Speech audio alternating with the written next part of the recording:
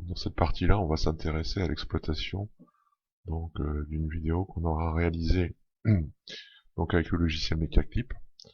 Donc là, je vais chercher la vidéo en question dans mon arborescence. Hop, donc là ici, ça sera le mouvement d'une bille dans un liquide. Donc voilà. Donc on a la vidéo. Donc la première étape, c'est de remettre le compteur d'image à 0, de manière, donc là ici on voit image 0, de manière à faire la sélection d'origine. Donc je vais prendre une origine, peu importe l'origine, donc là je la prends ici. Première étape. Ensuite on va sélectionner les talons, c'est-à-dire une longueur de référence sur la vidéo. Alors ce que je sais, c'est que la hauteur de l'éprouvette, là ici, mesure 22 cm. Donc je déplace, je fais un clic tout en maintenant le bouton gauche enfoncé. Donc j'étire en fait mon étalon. Hop, je clique à nouveau. Et là, en fait, je vais rentrer la longueur de mon éprouvette, enfin plutôt la hauteur de mon éprouvette, qui fait 22 cm, soit 0,22 m. Donc voilà.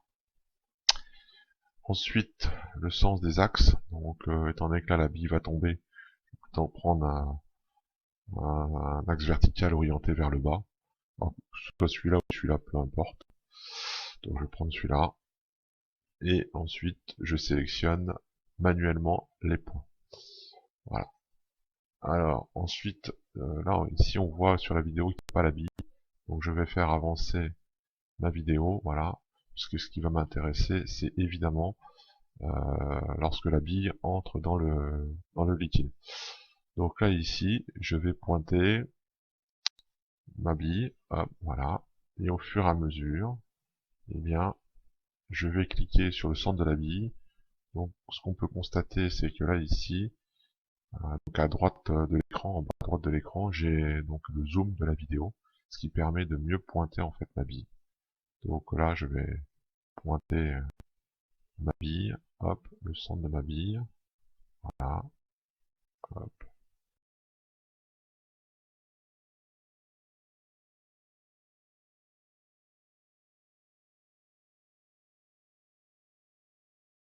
Donc une fois que j'ai fait mon pointage et que ça me convient, eh bien, j'ai juste à fermer la fenêtre, ce que je vais faire là maintenant.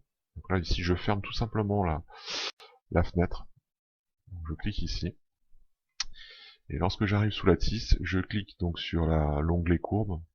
Et là, je vois apparaître mouvement X, mouvement Y en fonction du temps.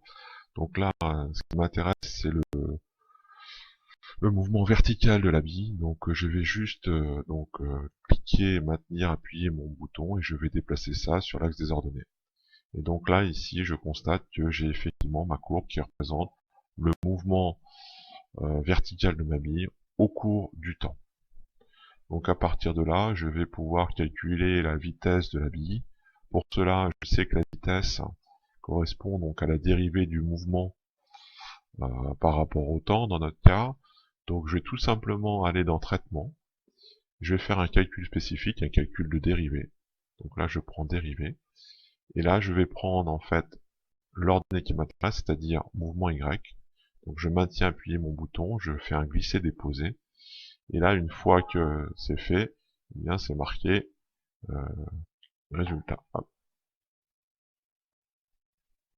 Et on se retrouve donc dans la situation où là, j'ai une deuxième ordonnée qui se crée à droite, où il y a dérivée du mouvement qui représente en fait ni plus ni moins que ma vitesse.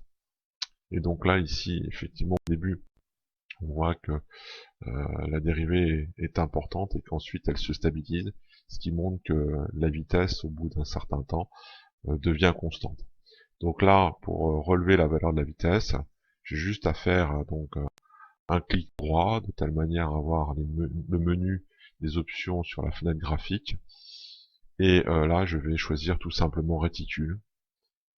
Et en plaçant à peu près mon réticule sur une valeur moyenne de la vitesse, eh bien je peux relever ici, donc à droite, la valeur de la vitesse, hein, qui s'établit là ici à 105,87, 10 puissance moins 3 mètres par seconde, puisque les unités utilisées, hein, sont ici des mètres.